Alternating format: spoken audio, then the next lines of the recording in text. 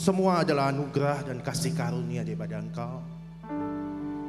Kami ada dalam seluruh kemenangan karena penebusan daripada Engkau.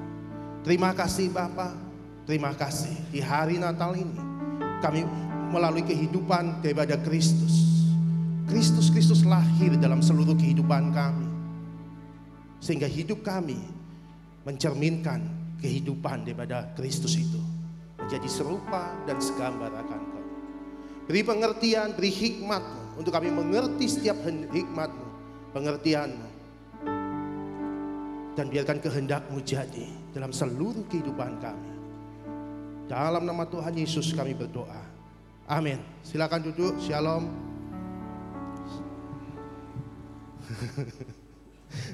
Saya belum pernah khotbah di depannya bapak saya, saudara. Saudara, kita dapat dua double porsi. Saya 15 menit, sisanya bapak rohani kita, Pak Arifin. Biasa kan saudara, anak di depan, bapak di belakang. Seperti Yesus, maju di depan dulu, bapak di belakang. Tapi kalau masih kanak-kanak, bapaknya selalu di depan. Ada apa-apa, ini bapak, ini bapak.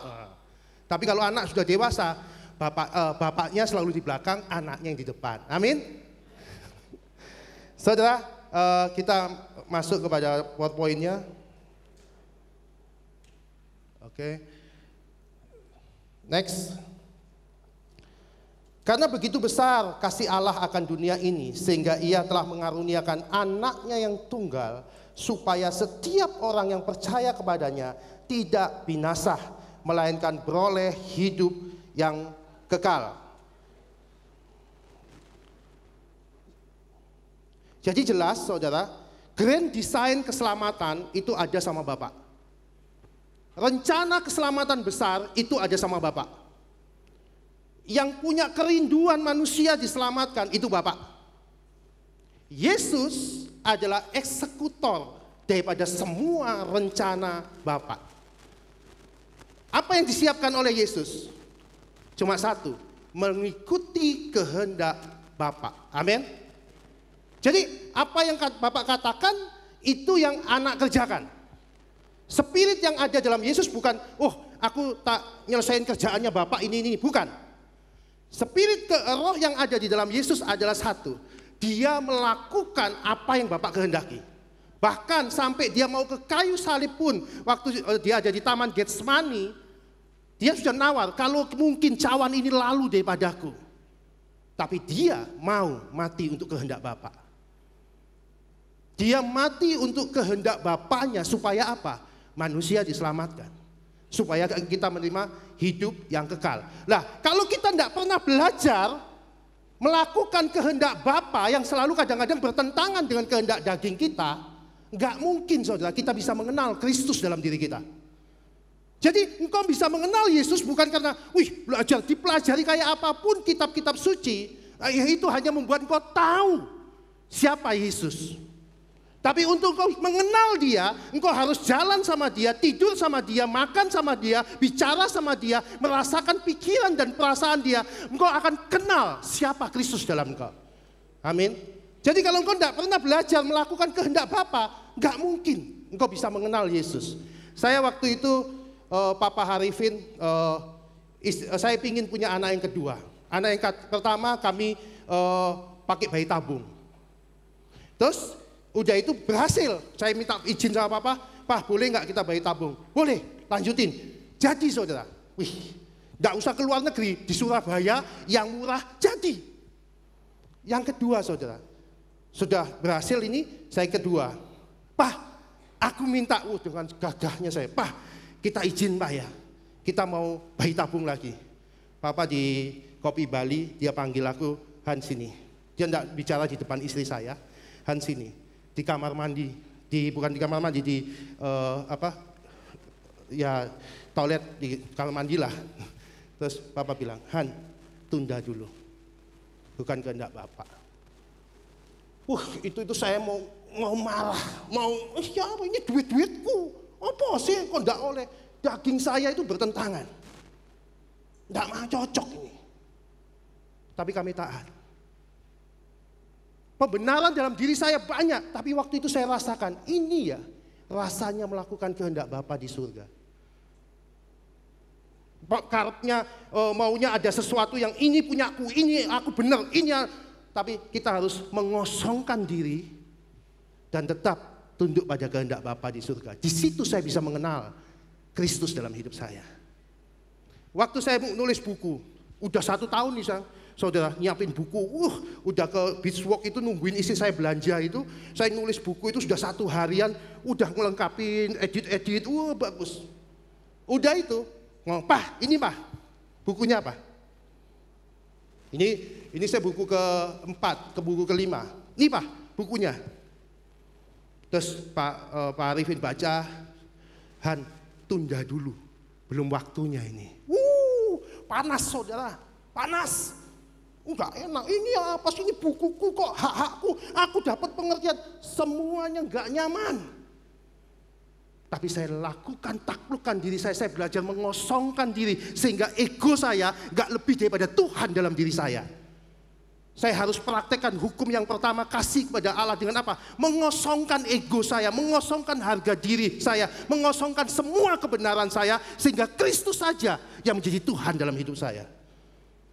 Akhirnya apa saudara? Ternyata setelah ditunda itu saya dapat pengertian jauh lebih dalam, Kalau saya lanjutkan itu, tidak ada artinya buku itu. Banyak. Untuk mengenal Kristus dalam diri saya belajar untuk dibapai.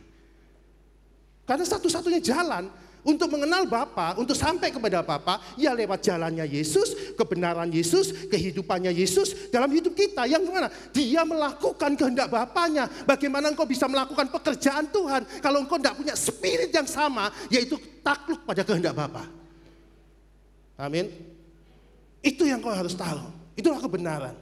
Kebenaran itu bukan salah benar, salah benar, kudus, najis, haram, halal, tertulis atau tidak tertulis, sunat atau tidak sunat. Bukan, kebenaran itu ya Kristus yang selalu mengosongkan dirinya sehingga dirinya nggak lebih daripada pribadi Kristus, dan dia mau menyangkal, memikul salib itu menerima kelemahan, menerima kesalahan orang lain tanpa mempercakapkan.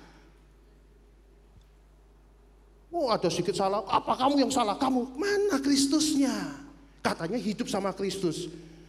Saya udah dibaptis, udah dibaptis, udah minum perjamuan kudus.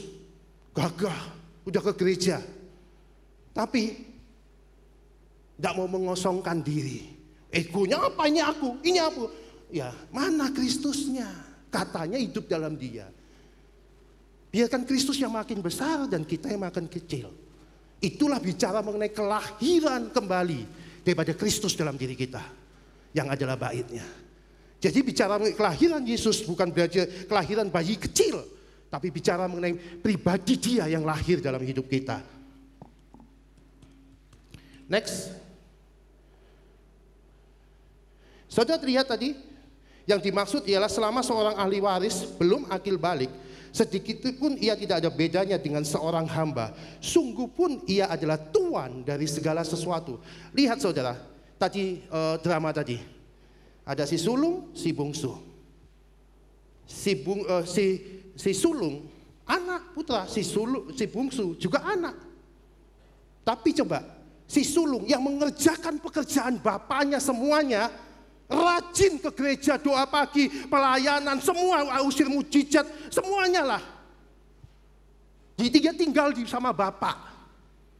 Tapi dia belum dewasa, dia belum akil balik. Ngambekan. Waktu si bungsi pulang, loh dia kan yang menghabiskan, dia kan ini, dia pembenaran dirinya. Iya memang benar. Tapi bagi bapak bukan benarnya itu. Bagi bapak, pribadi bapak ada enggak dalam dirinya? Coba bapak tadi, dia mengosong waktu anak si bungsu pulang. Bapaknya tidak lihat, ini kok kamu suka menghabis-habisin uangku. Tidak, dia mengosongkan dirinya. Menyambut anak itu tidak, kamu yang salah dulu, tak hukum. Ini uangku habis. Enggak, bapak mengosongkan dirinya. Menerima kelemahan anaknya, kesalahan anaknya sebagai tanggung jawab daripada bapak. Tapi coba si sulung, ada nggak karakter bapak di dia? Oh nggak ada. Nehi kok enak. Kenapa? Seorang hamba Seorang hamba itu fokusnya pada upah. Aku lakukan ayat ini perpuluhan, upahku berapa ya? Aku lakukan ayat ini, upahku berapa ya? Dia ikutin aturan-aturan. Hamba hanya taat kepada aturan. Tapi seorang putra tidak bicara mengenai taat pada aturan. Pribadi Kristus, pribadi kasih itulah yang membuat dia taat, takluk pada apa yang Bapa kehendaki. Ini bicara mengenai bagaimana kita mengerti perumpamaan si sulung dan si bungsu. Kalau Papa Arifin bilang bukan masalah sulung dan bungsu, ada anak ketiga, yaitu Kristus. Si bungsu tidak mencerminkan Kristus, si sulung tidak mencerminkan Kristus, ada anak ketiga, yaitu kita. Amin. Tujuan daripada seorang hamba itu gini, aku lakukan ini dapat piro? Aku dapat ini, aku lakukan ini, kira-kira dapat berapa? Berapa saya? Hitung-hitungan. Karena tujuannya, konsepnya dia melakukan pekerjaan Bapa supaya dapat berkat, supaya dapat upah. Jadi hitung-hitungan.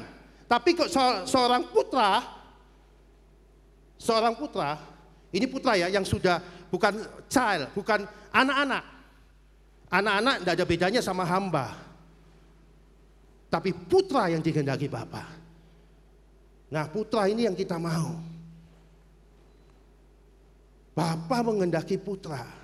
Bukan dia menghendaki, bukan dia hanya menghendaki melakukan pekerjaan ini. Kalau orang melakukan pekerjaan, pembantu saya saudara, melakukan pekerjaan tuannya. Seorang pembantu itu mengerjakan aturan-aturan tuannya dengan detail. Tapi dia bukan putra. Putra itu melakukannya karena kasih kepada Bapa.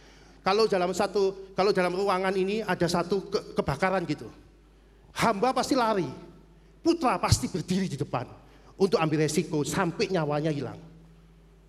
Hamba tidak mungkin bisa menyerahkan nyawa, tapi seorang putra berani menyerahkan nyawanya untuk Bapa. Amin.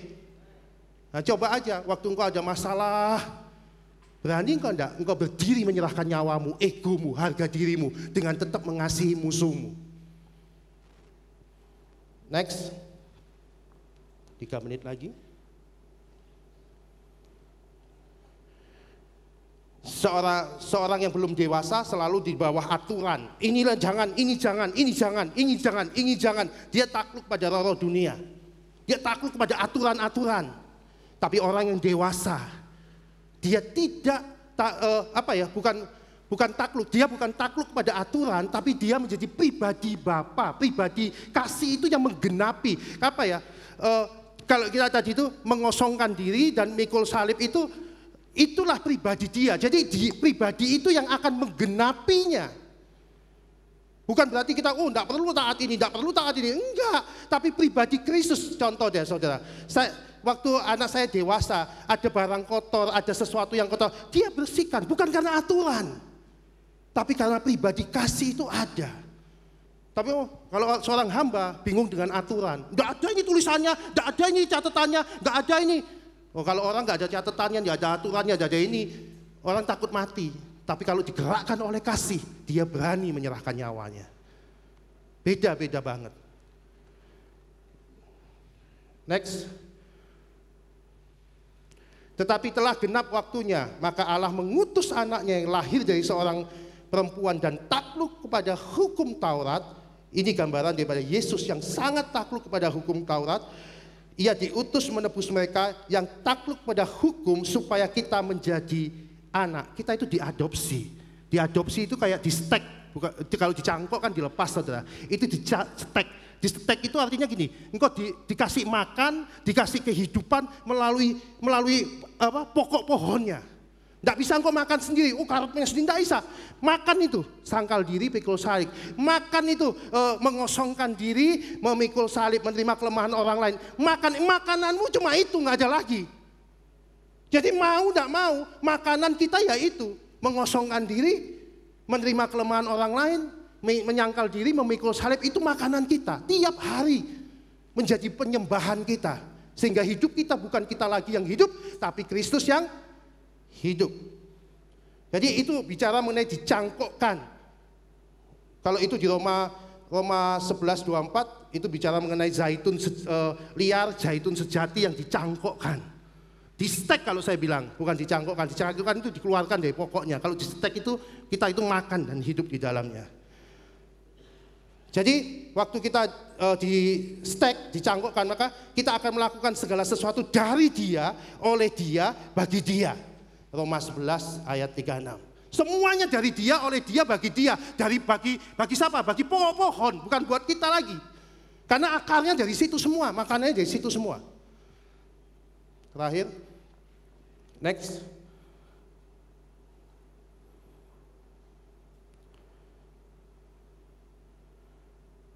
Galatia 4 ayat 6, dan karena kamu adalah anak, maka putra di situ bukan anak, dan kamu adalah putra, bukan child, tapi putra yang dewasa, maka Allah telah menyuruh roh anaknya ke dalam hati kita yang berseru, ya Aba, ya Bapa. Dan kamu bukan lagi hamba, melainkan anak. Jika kamu anak, maka kamu juga adalah ahli waris. Jadi jangan gini, baru jadi hamba, aku sudah lakukan ayat ini, aku sudah Bapak mbae sopo, enggak kenal. Bapak itu hanya mengenal pribadi anaknya yang ada dalam diri kita. Jadi jangan jadi kita masih hitung-hitungan, masih jadi hamba, pingin warisan, itu hamba kurang ajar. Kita masih punya praktek ayat, mana ayatnya, terus minta warisan, itu hamba kurang ajar. Hamba haknya upah. Sudah diupah, masih warisan, minta warisan, itu bahaya. Tapi waktu kita dewasa, kita menerima warisan. Dan soal warisan, itu bicara mengenai calon mempelai. Karena apa? Kalau seorang putra itu melakukan kehendak Bapa tok. Tapi seorang calon mempelai, itu kehendak Bapa, kehendak putra, itu jadi satu.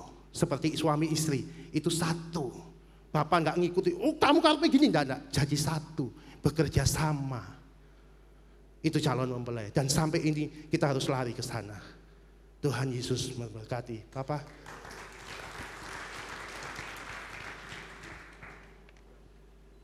Foto. Berdua dulu jangan.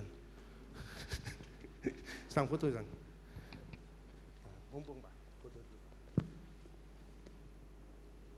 Ayo potretkan.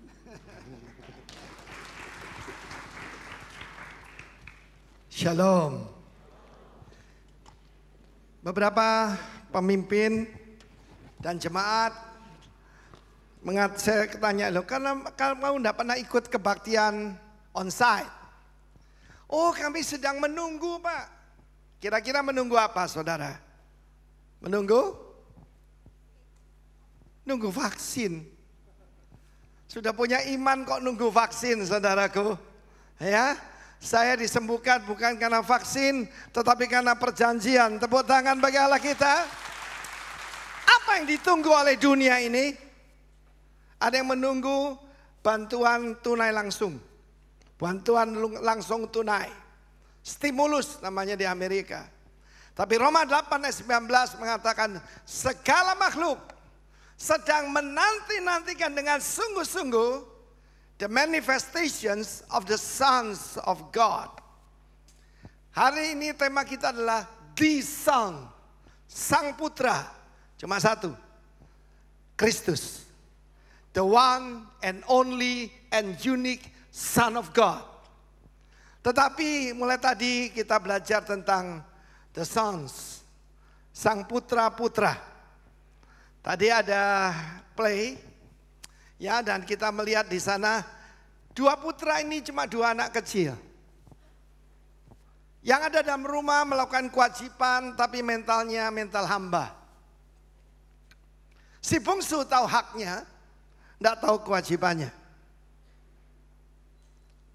Si sulung tahu kewajibannya, tidak tahu haknya sebagai putra. Putra itu menanti warisan. Warisan hanya diberikan ketika ayahnya meninggal. Kalau itu gambaran daripada Allah, bagaimana mungkin Allah tidak mungkin meninggal kan? Karena itu sang putra perlu datang ke atas muka bumi ini. Dan ketika dia menyerahkan nyawanya, the New Testament berlaku.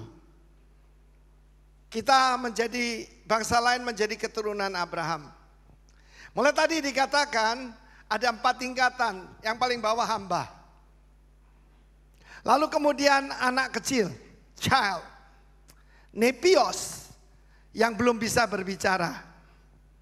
Saya lama ikut Tuhan tidak pernah bersaksi. Nepios, bayi, anak kecil.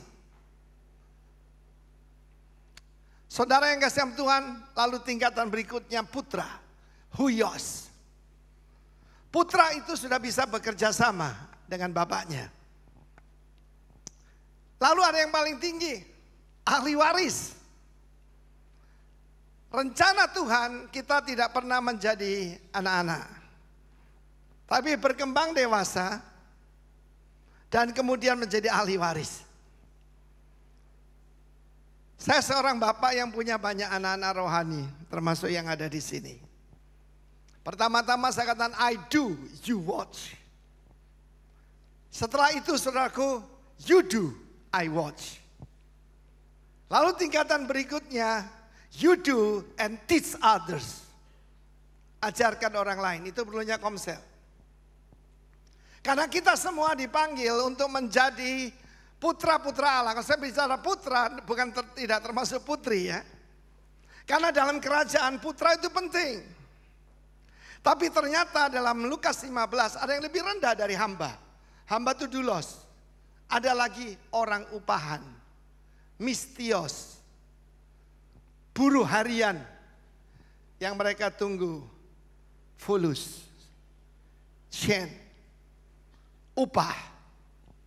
Kalau hamba orang Yahudi jadi hamba Yahudi yang lain. Karena berhutang. Dan harus bayar hutangnya. Tapi tahun ke-7 dia harus dilepaskan.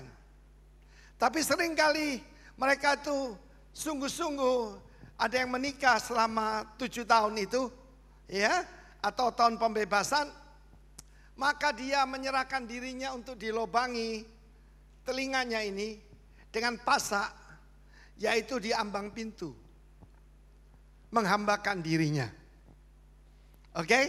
Jadi sekarang saya akan ajarkan pada saudara tentang design supaya kita bisa mengerti how to become sons of God. Are you ready?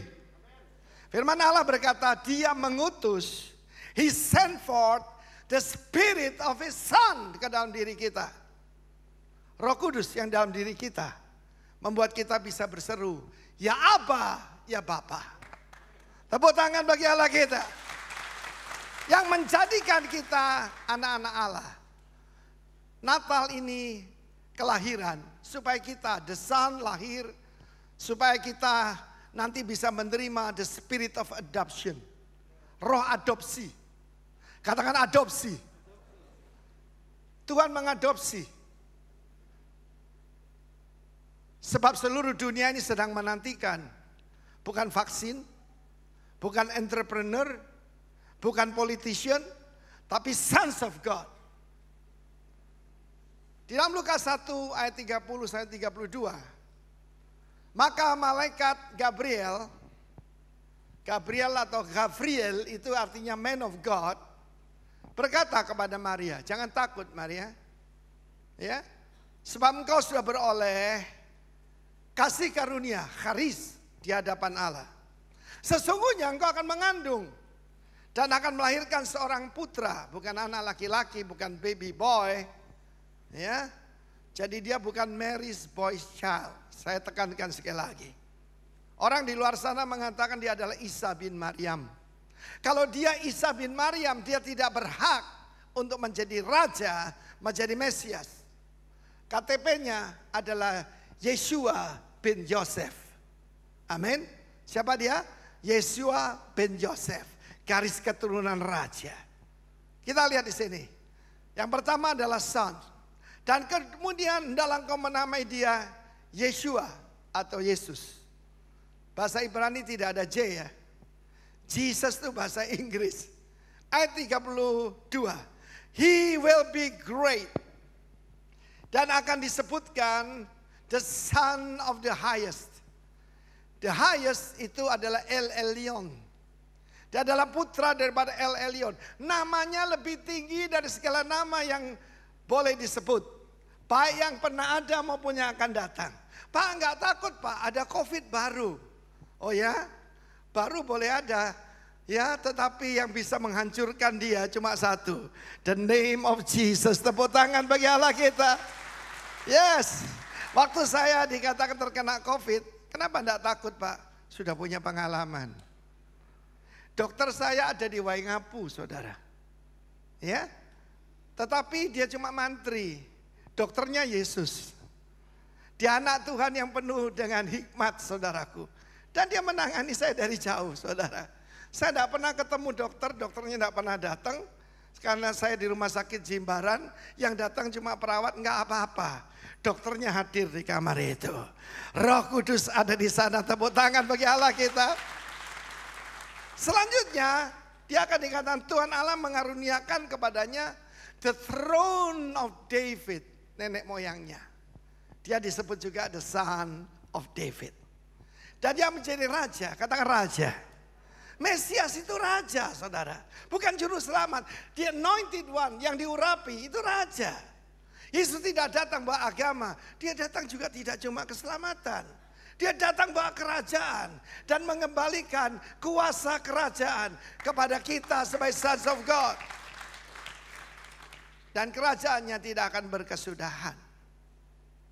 Salah satu kerajaan paling lama adalah kerajaan Ottoman Turki. 400 years. Ya, yang lain cuma 200 tahun, ada yang 300 tahun. Tapi pasti berakhir. Hanya ada satu kerajaan yang kekal dan tidak akan pernah berakhir. Kerajaan Allah. Dan juga ada dinyatakan kerajaan daripada David. Karena itu dia disebut the son of David.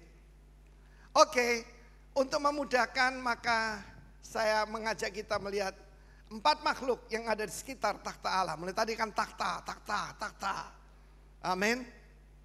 Banyak orang selalu berpusat pada salib. Memang Natal tidak berarti ya, palungan, salib, dan takhta. Amin. Palungan, salib, dan takhta. Ya, the manger. Ataupun tempat makanan binatang. Lalu salib, tetapi tujuannya adalah takhta. Nah, saudaraku yang kasih Tuhan, dalam Wahyu 4 ayat ke-17. Berbunyi begini. Ayat ke-7. Adapun makhluk yang pertama sama seperti was like a lion, singa. Dan makhluk yang kedua sama seperti anak lembu. Dan makhluk yang ketiga punya muka seperti muka manusia. Dan makhluk yang keempat sama seperti a flying eagle. Untuk memudahkan kita lihat yaitu 4 kitab Injil. 4 adalah angka bumi. Sebab disebutkan ada 4 mata angin. 4 selalu bicara angka bumi, saudaraku. Tidak tahu kenapa hotel-hotel tidak ada angka 4, saudaraku. Sebab bahasa Cina itu 4 itu mati, saudaraku. Tapi kematian tidak menakutkan lagi. Sebab Kristus sudah bangkit dari kematian. Amin. Nah, supaya memudahkan kita lihat keempat Injil. Yang pertama, Injil Matius. Jesus as the King. Dia bukan cuma the Son, He's the King. Ketika Tuhan berjanji kepada David. Karena dalam Matius 1 ayat 1 dikatakan inilah silsilah Yesus Kristus. Putra daripada David dan putra dari Abraham. The son of David, the son of Abraham. Dia berjanji kepada David. Karena engkau menyenangkan hatiku, maka ada keturunanmu yang kerajaannya tidak akan pernah berakhir. Bukan Solomon. Solomon menyakiti hati Tuhan. Bukan Sulaiman ya. Shlomo. Putra daripada David. Rehabeam kerajaan pecah. Lalu kemudian dibuang ke Babylon. Ada raja namanya Yekonia, dipanggil Konia. Tidak tahu kenapa disingkat. Karena di Indonesia kita lihat, saya pernah cerita, penghormatan pada presiden itu makin lama makin kurang, saudara. Pertama kan yang mulia presiden Paduka yang mulia, dulu PYM saudara, bukan PYM ya. Paduka yang mulia, Presiden Republik Indonesia, Haji Insinyur Soekarno. Yang kedua, ya cuma Presiden, ya Jenderal Besar Soeharto. Ketiga disingkat Habibie gitu aja. Yang keempat agak naik Gus Dur, agak naik. Gus itu panggilan hormat saudara ya, anak kiai besar. Lalu sederajat Mbak Mega, amin. Lalu yang selanjutnya disingkat aja SBY saudara. Ini lumayan Jokowi saudaraku. Tetapi Konia itu disebutkan dalam kitab Yeremia. Perhatikan orang ini yang adalah keturunan David. Sebagai orang yang tidak pernah berhasil dalam hidupnya. Yang tidak punya keturunan. Dan hidup di bawah kutuk. Itu Konia. Saudaraku, akhirnya masih ada Serubabel. Tapi dia tidak jadi raja. Dia cuma jadi bupati. Tapi di bawah pemerintahan daripada kerajaan Persia. Di bawah jajahan. Kemudian turun sampai Yosef, suami Maria. Dan dia begitu miskin. Dia memberi persembahan cuma 2 burung merpati, saudara. Itu persembahan orang miskin. Padahal Salomo nenek moyangnya memberikan persembahan yang tidak bisa dihitung. David itu anak gembala. Hobinya Tuhan, dengar ya. Hobinya Tuhan mengangkat orang hina dari dalam lumpur. Dan mengangkat orang miskin dari dalam debu. Kan miskin David itu. Mungkin dia cuma punya kecapi dan pelintang saudaraku. Pedang aja enggak punya. Tetapi ketika dia memberi persembahan untuk pembangunan bait Allah, perhatikan. Tuhan selalu memberikan persediaan untuk pembangunan rumahnya. Dia memberikan dicatat ya dengan emas, kalau emasnya saja 10 miliar dolar. Soalnya nggak salah dengar, bukan 10 juta. 10 miliar dolar. Berapa itu? 140 triliun rupiah. Hobinya Tuhan itu mengangkat orang miskin dari dalam debu. Dan hobinya belum pernah berubah. Siapa di sini saat ini ada dalam debu? Siapa di sini dalam keadaan terpuruk? Saya mengalami 41 tahun yang lalu. Dan hari ini saya mengalami segala kebaikan Tuhan. Dan saudara juga bisa mengalaminya. Berikan tepuk tangan bagi Allah kita. So he's the son of David. Coba tampilkan tentang son of David. Itu Injil Matius. Gambarannya adalah singa. Amin. Matius 1 ayat 1 sudah sebutkan, Yohanes 7 42 sekarang. Yohanes 7 ayat 42. Karena kitab suci mengatakan, jadi kalau tadi Pak Andoko bilang baca kitab suci itu perlu. Seperti yang saya ajarkan sekarang. Bahwa Mesias berasal dari the seed of David. Dan dari kampung Bethlehem. Tempat David dahulu tinggal. Saudaraku, Bethlehem bukan cuma rumah roti. Dia adalah tempat di mana domba-domba untuk persembahan bagi bait Allah yang diternakkan dan juga saudaraku disiapkan untuk jadi korban. He's the Lamb of God. Dia adalah singa dari suku Yehuda, tapi sekaligus dia adalah anak domba Allah yang mengangkat dosa seisi dunia. Yang kemudian saudaraku, yaitu adalah Injil Markus. Injil Markus tidak menyebutkan tentang silsilah. Kenapa?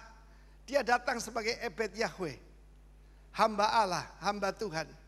Ya, Yesaya 42 ayat pertama. Haleluya.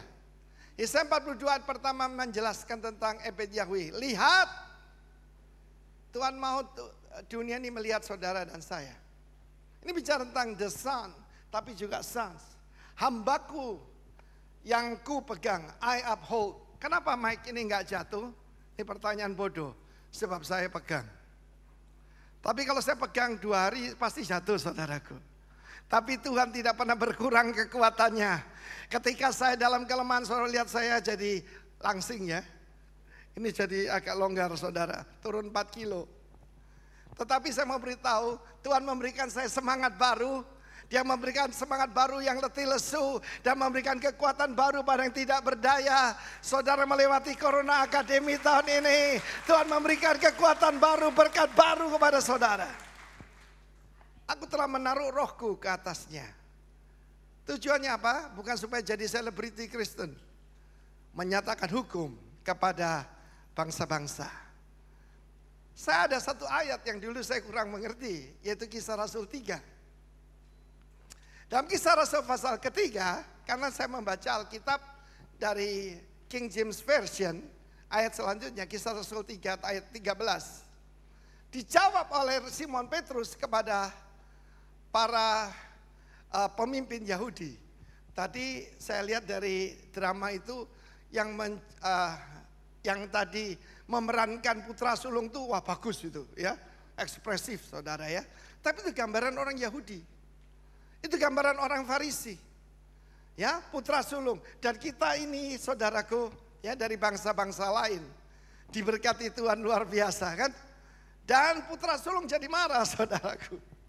Allah Abraham, Ishak dan Yakub, kata Simon Petrus, Allah nenek moyang kita telah memuliakan hambanya, yaitu Yesus yang kamu serahkan dan tolak di depan Pilatus, walaupun Pilatus berpendapat bahwa harus dilepaskan.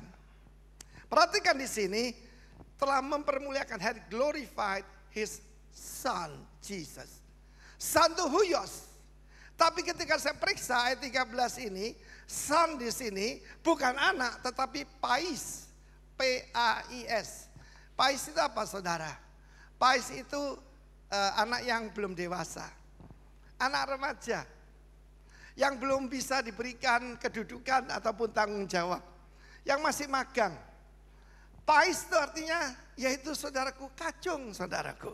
Ya. Jadi bukan CEO di sebuah perusahaan. Ya, bahkan dia bukan manajer. Dia adalah OB saudaraku. Office boy. Waktu saya ke sini, saya tahu orang mengejek saya. Saya kan belum punya pengalaman menggembalakan begitu ya. Jadi beberapa pengusaha kalau manggil saya boy, saudaraku. Sebab waktu itu di bandara yang ngangkat-ngangkat barang itu belakangnya ada tulisan boy, saudaraku. Orang menopo, enggak apa-apa. Sebab Kisah Rasul 3 berkata, Yesus dijadikan boy. Hamba, saudaraku, ya. Dia adalah raja yang menghambakan diri. Dia menjadi ebed, Yahweh ebed itu yaitu hamba. Nah saudaraku, raja untuk merendahkan diri itu gampang. Tapi hamba menjadi raja tidak bisa saudaraku. Ya, kalau ludruk itu saudaraku atau ketoprak, itu Petruk dadi ratu saudaraku. Tetapi dia merendahkan dirinya. Baca ayat selanjutnya ayat 14 dan 15. Kisah Rasul 3 untuk kita mengerti. Dia adalah pais. Tapi kamu menolak siapa dia? The Holy One and the Just One. Yang kudus dan benar. Dan serta mengendaki seorang pembunuh. Barabas sebagai hadiahmu. Ayat 15. Demikian iya. Ini tema kita pasca yang lalu. The Prince of Life. Whom God had raised from the dead. Karena itu kita adalah saksi. Saudara, dia datang untuk mengangkat kita jadi warga kerajaan. Di luar tadi ada tulisan jiwa baru. Ganti, warga negara baru. Oke, jiwa baru itu agama. Tapi kita bicara kingdom, kita bicara kerajaan. Ya, di toilet kita bukan male and female. Itu jantan dan betina. Tetapi saudaraku, di situ adalah prince and princess. Saya ingat Pak Krismanu sama di Ambon, di gedung kita yang lama ada prince and princess. Saya kebetulan datang. Lalu mereka berkata begini, beta prince. Beta prince katanya saudaraku. Lu harus tahu siapa diri saudara. Kita ini bukan yaitu termasuk binatang memama biak atau binatang menyusui. Kita adalah umat pilihan Tuhan. Dan dia sang putra datang supaya kita diadopsi jadi putra-putra Allah. Apa tandanya kita putra Allah? Ada Roh Kudus. It's the spirit of adoption. Jadi sekarang hamba sudah mengerti ya. Itu tadi anak lembu. Yang ketiga, muka manusia. Saya mau terangkan bahwa 4 makhluk ini adalah Lord, penguasa. Yang pertama singa adalah penguasa daripada binatang. Lembu gambarkan kekuatan, gambarkan pemimpin. Itu huruf pertama alef, itu berbicara kekuatan tentang pemimpin. Tetapi juga dia adalah raja atau penguasa atas ternak. Lalu manusia is the Lord of this earth. Kita penguasa bumi ini. Surga milik Tuhan. Tapi bumi telah diberikan kepada kita untuk mengelolanya. Amin. We are the Lord of this earth. Ketika Pak Andoko, Pak Yohanes waktu proyek Balangan itu, ketika saya diminta mendoakan, saya bilang, tidak ada air, batalkan proyek ini. Tidak ada air, percuma. Lalu kita berdoa. Menurut kesaksiannya, bukan 1 yang keluar, 3 mata air. Di bawahnya ada sungai. Ada sumber mata air yang besar sekali. Kebetulan? Enggak. Saya yaitu diminta berdoa di Six Senses. Itu teman saya. Oh ada saudaraku pejabat-pejabat, saya tidak peduli. Ada komandan ini. Iya saudaraku. Dan saya declare saya 35. Sebab semua hotel sekitarnya nggak ada air saudaraku. Bulgari tidak ada, di Edge tidak ada saudaraku ya. Kayangan tidak ada air. Tapi Six Senses keluar air saudara. Was! 90 truk tangki air setiap hari. Mereka pertama kali menjadi the first green hotel saudaraku. Sebab anak Tuhan punya kuasa. We are the Lord of this earth. Ya, kapan itu saya memberkati pengantin di tepi pantai, gerimis. Dalam nama Yesus berhenti. Berhenti. Dan itu yang di situ keluarganya dari Belanda. Londo KB saudaraku. Mereka berkata, geweldig katanya. Hebat. Bukan saya yang hebat. Nama Yesus yang hebat. Tepuk tangan bagi Allah kita. Kita ini adalah the Lord of this earth. Kalau sudah hidup benar. Jesus is the Holy One and the Just One. Jadi yang ketiga saudaraku muka manusia. Kita melihat bagaimana dalam Injil Lukas ada silsilah. Silsilah dari siapa? Daripada Maria. Ya, Maria bukan anak Imran atau Amran, saudara daripada Harun dan Musa. Bukan, itu beda saudaraku 1400 tahun saudaraku ya. Itu bedanya. Tetapi saudaraku dia punya silsilah sampai kepada first man Adam. Jesus menjadi the last Adam. Adam pertama berasal dari bumi. Tapi Adam terakhir berasal dari langit. Berasal dari sorga. Ya, amin saudaraku, muka manusia. Loh saudara, manusia ini ditetapkan untuk jadi penguasa bumi. Pada waktu sebelum Adam jatuh dalam dosa, saya pernah cerita saudara, dia sangat berkuasa. Dia kalau manggil serigala, Sri. Serigala datang saudaraku. Sorry yang namanya Sri. Tetapi sekarang manggil istrinya tidak mau datang. Dengar baik-baik. Saudara firman Allah mengatakan, you will conceive in your womb. And you will deliver a son. The son of man ada di dalam kitab Daniel pasal yang ke-7. Nanti baca aja di rumah. Pada zaman Raja Belshazzar, Daniel mendapat penglihatan di waktu malam. Dari dalam laut keluar 4 makhluk. Makhluk pertama seperti singa yang punya 2 sayap Raja Wali. Lalu kemudian dia berdiri di atas 2 kakinya. Dan kepadanya diberikan hati manusia. Ini gambaran bagus ini. Binatang diganti hati manusia. Itu kelahiran baru saudara. Ya, dulu sifatnya kayak babi. Lihat tadi ada 3 babi tapi kurus-kurus ya. Babinya kena corona saudaraku. 3 babinya kurus-kurus gitu saudaraku. Dia ingin makan makanan babi, tidak boleh makan. Saya pernah katakan di dunia ini cuma ada 2 golongan. Ada bintang Coba lihat ya. Anak Abraham ada dua macam. Seperti bintang di langit dan seperti apa? Pasir di tepi pantai yang diinjak-injak orang. Saya katakan ada dua golongan manusia, ada bintang dan ada binatang. Seperti babi, seperti harimau, seperti serigala, seperti ular. Tapi saudaraku, saya coba tanya, ada di sini yaitu zodiaknya Scorpio, angkat tangan. Oh ada juga saudaraku, kalau jengking saudaraku. Tapi ketika kita lahir baru, kala jengking menjadi the son of God. Saya tidak nunjuk orang lain, saya dulu pemarah sekali. Jadi mungkin meskipun saya show kelinci, tapi sifatnya kayak macan saudaraku. Tapi saya bukan lagi kelinci, kelinci itu playboy saudaraku. Tapi sekarang jadi hamba Tuhan, tepuk tangan bagi Allah kita. Binatang kedua, beruang. Yang tidur pada sisinya dan dia makan 3 iga. Saudara, itu gambaran pada media Persia. Yang pertama Babylon. Yang ketiga, saudaraku, macan tutul dengan sayap burung, 4 sayap burung dan berkepala 4. Itu kerajaan Yunani.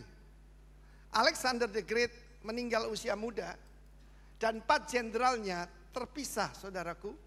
Ya, kerajaannya terbelah menjadi 4. Tetapi binatang yang keempat mengerikan. Binatang ini monster. Giginya besar dan dari besi. Lalu ada 10 tanduknya. Dan dari 3 yang tercopot keluar 1 tanduk kecil. Ya, itu gambaran di Antichrist. Tapi kemudian didirikan tahta-tahta. Dan di tahta yang paling besar bertakhtalah sang bapa, Atik Yomin. Yang lanjut usianya. Tapi ayat 13. Dalam penglihatan malam itu, tampak datang dari awan-awan dari langit. Seorang seperti apa? Anak manusia. Datangnya pada yang lanjut usianya, ia dibawa ke hadapannya. 14. Ini yang kita nantikan. Lalu diberikan kepadanya kekuasaan dan kemuliaan dan kekuasaan sebagai raja. Maka orang-orang dari segala bangsa, suku bangsa dan bahasa mengabdi kepadanya. Kekuasaan yang kekal, yang tidak akan lenyap, dan kerajaannya yang tidak akan musnah. Dalam hidupnya, Kristus selalu menyebutkan dirinya Son of Man. Tapi Son of Man ini bukan benih Adam. Kita semua benih Adam. Tapi dia sebut dirinya Bar-Enas. Bar-Enas ini ada dalam Daniel 7 ayat 13. Yang dibawa ke takhta daripada yang lanjut usianya. Dan kepadanya diberikan kuasa. Kekuasaan sebagai raja dan kemuliaan. Karena itu kalau saya nyanyi The Lord's Prayer bagian terakhir, saya nyanyi dengan gegap gempita, saudaraku. For thine is the kingdom and the power and the glory forever. Amen. Bukan cuma kepadanya, tapi sebagai kita, sebagai adik-adiknya. Firman Allah berkata, Roma 8 ayat 29. Kita ini dipanggil, kita dibenarkan, dimuliakan. Supaya dia menjadi yang sulung, the son menjadi yang sulung di antara saudaranya, di antara banyak saudara. Saudara di sana Adelphos, satu kandungan. Kita ini diadopsi, saudara. Dia sebut dirinya Bar-Enas. Dia akan bicara pada orang Yahudi. Orang Yahudi tahu apa artinya Bar-Enas. Yaitu Allah yang menjelma jadi manusia. Yang berasal dari langit. Yang tidak berasal dari bumi ini. Son of Man.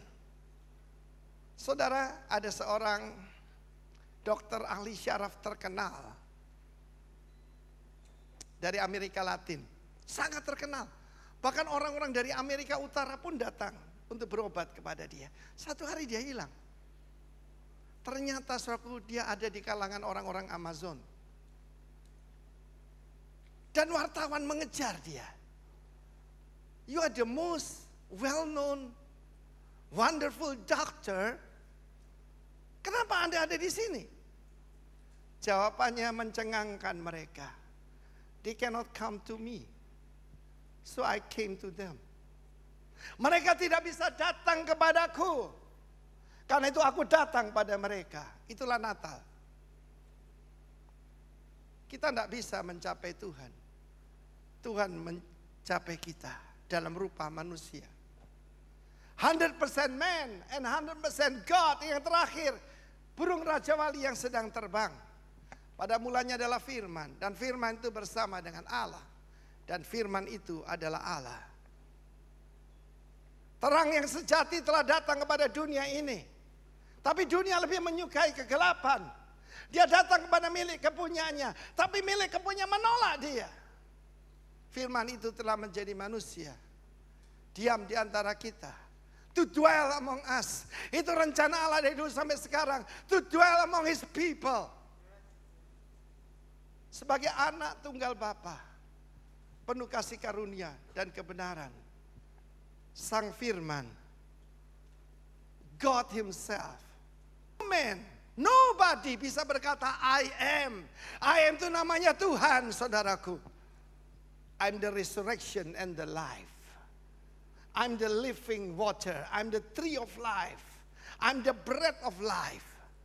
Hanya Yesus yang mengatakan itu. Dan dia menerima penyembahan. 100% man, 100% God. Dalam Son of God sudah jelas sekali, saudaraku. Jadi kita hari ini, Pak kenapa pakai pakaian pesta? Ya, pakai dasi kupu lagi. Kita merayakan ulang tahun raja kita. What make God God? Pertama eternal. Apa artinya? Kekal. Amin. Kita tidak bisa mengheningkan cipta. Mari kita mengheningkan cipta untuk almarhum pemimpin kita, Yesus Kristus dari Nazaret. Tidak bisa. Amin. Yang kedua, dia itu omnipoten, maha kuasa. Yang ketiga, dia itu omniscience. Omniscience atau omniscience artinya maha tahu. Dan satu lagi maha hadir. Tetapi ketika yang maha besar jadi janin di dalam rahim seorang perawan tanpa campur tangan manusia. Yang maha besar jadi maha kecil. Yang tidak terbatas menjadi terbatas. Jadi kalau saya membaca pernyataan Tuhan Yesus waktu di bumi, putra nggak tahu, cuma bapak yang tahu. Lah siapa emang dia jadi manusia? Dia membatasi diri. Dia tidak bisa sekaligus muncul di semua tempat. Sekarang bisa. Dia sudah kembali kepada kemuliaannya. Tahta yang maha besar, yang paling kuasa. Berkuasa atas kerajaan-kerajaan di bumi. Tepuk tangan bagi Allah kita. What make God God? God is love, God is holy. Dunia ini tidak mengenal Tuhan. Ada yang nyembah monyet. Korea Selatan itu bangsa yang paling tinggi pendidikannya. Kalau saya kenal pendeta-pendeta Korea itu semua doktor, saudara. S3, ada yang gelarnya beberapa. Tapi di sana ada orang kaya yang masih menyembah babi. The world is in darkness. Karena Kristus datang. Dan karena itu, saudara dan saya harus membawa terang kepada dunia ini. He's the son of David, singa. Dia adalah hamba Allah. Yang terakhir, ayat terakhir sungguhan ini. Kisah Rasul 10 ayat 38. Dibilang sudah lewat 7 menit. Mau apa? Yang pegang mic maha kuasa, saudara. Kisah Rasul 10 38, tepuk tangan. Kabar baiknya bukan cuma dison. Ada lagi yang kita tidak bisa lakukan? Berziarah. Saya tidak pernah lupa itu, Pak. Saya mengantar seorang pengusaha zamannya Pak Harto. Itu semua dikontrol. Teman saya pengusaha traktor. Ya, saudaraku, alat-alat pertanian. Oh, dikontrol. Saudara, kalau keluar negeri mesti lapor. Lapor ke Binagraha. Saya diajak ke sana. Waktu itu pejabatnya itu jenderal, saudara. Dan mereka berbicara dengan bahasa sehari-hari karena kenal. Teman saya namanya Budi.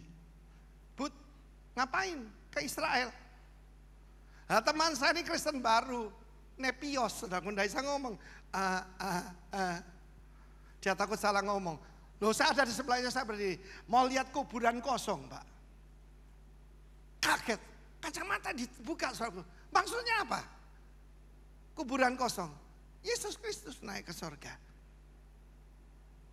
Dengan tubuhnya tidak ada bekas. Oh, kebetulan saudaraku, kapan lagi ke Binagra, saudaraku.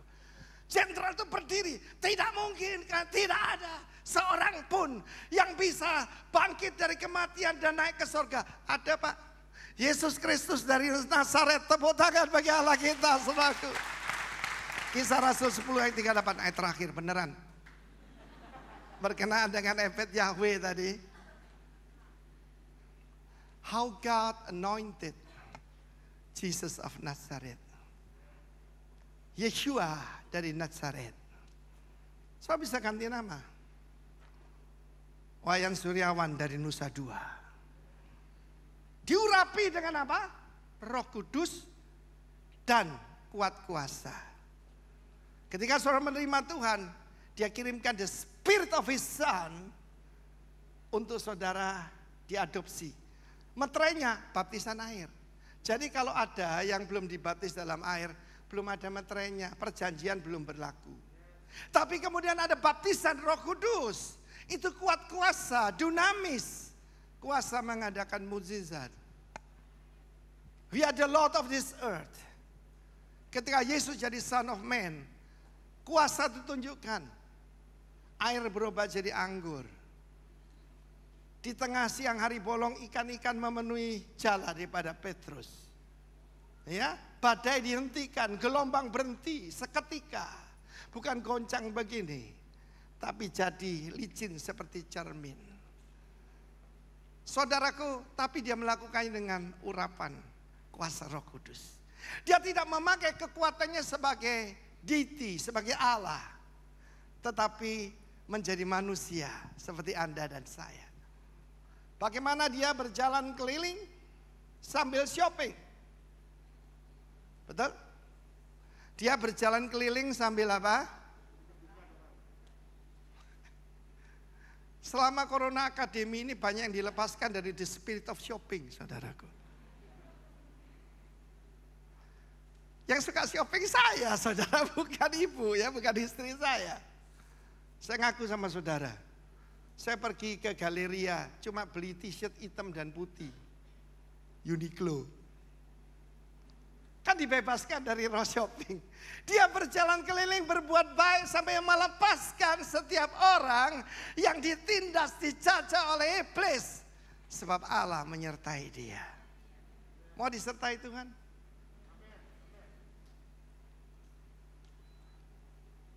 Ketika saya pindah ke Bali, saya tinggal di satu keluarga yang sangat murah hati dan mengasihi kita. Nah, di depan itu ada supermarket zaman dulu, ya, dulu Libi itu ya, Tengku Umar. Nah, saya punya masalah, saudara.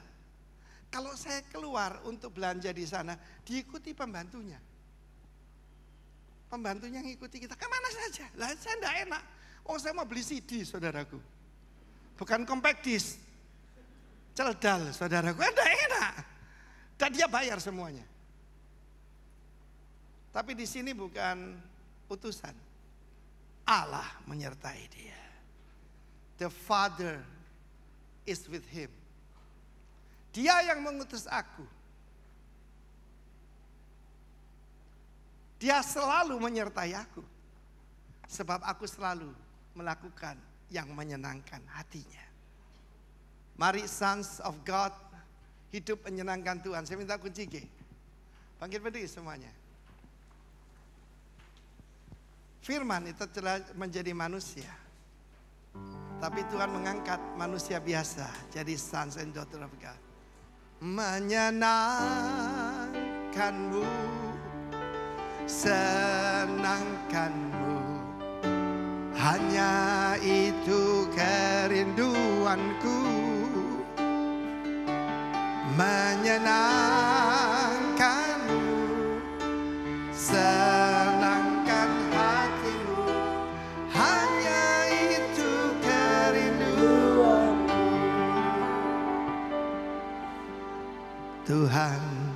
ku mau menyenangkan-Mu. Tuhan, bentuklah hati ini jadi bejana untuk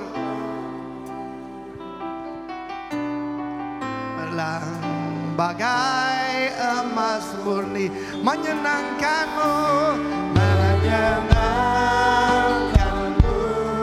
Buat janji di hadapan Sang Bapa, supaya dia berkata, this is my sons in whom I delight.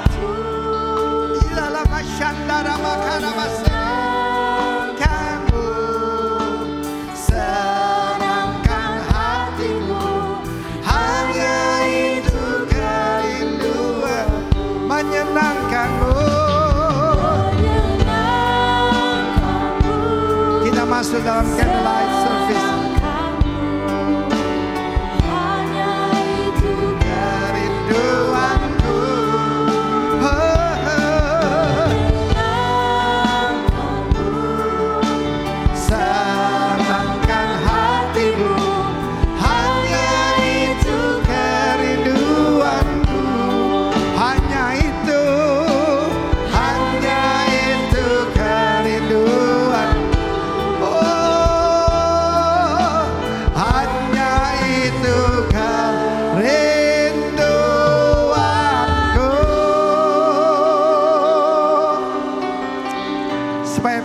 Putra Allah, karena ada roh adopsi.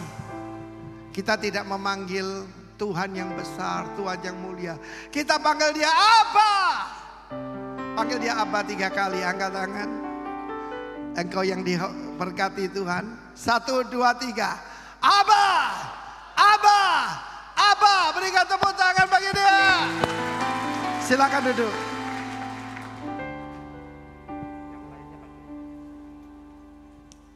Yang lain pakai elektronik. Amin. Oke. Nyalakan dulu.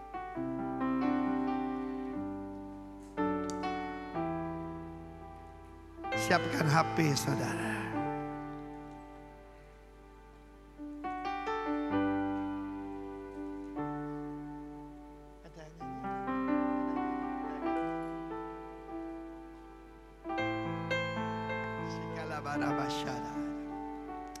Oke, bangkit berdiri.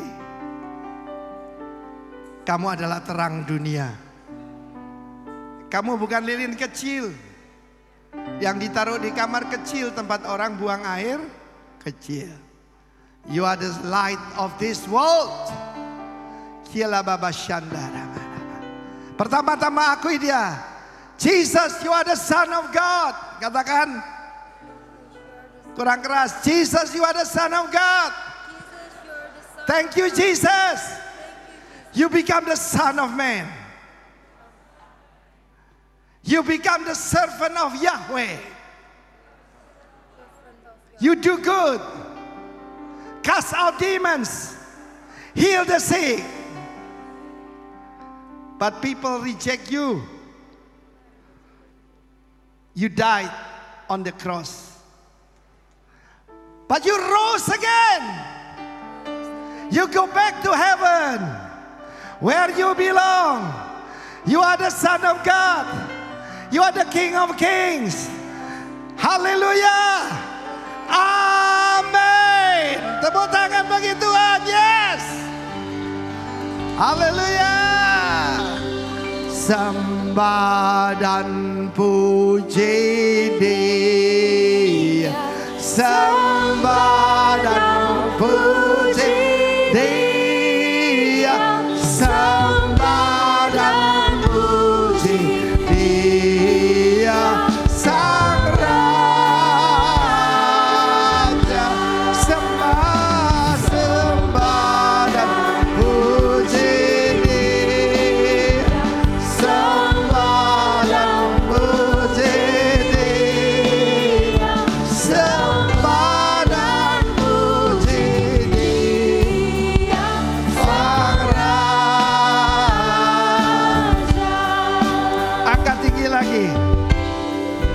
Terima kasih Tuhan Yesus. Engkau mengirimkan roh putramu. Taruh di sini depan hati saudara. The spirit of man is the candle of the Lord. Hamba berdoa untuk setiap putra putrimu ini. Mereka membawa terangmu kemanapun mereka pergi. Sebab kami telah diadopsi menjadi putra-putra Allah. Berikan kuasa, berikan kemuliaan yang ada padamu sebelum dunia dijadikan. Dan orang akan melihat kami bukan pengikut agama. Kami warga negara kerajaan. Kami bukan lagi anak kecil yang tidak bisa bicara. Kami adalah putra-putrimu yang mempermuliakan engkau dan berkenan kepadamu.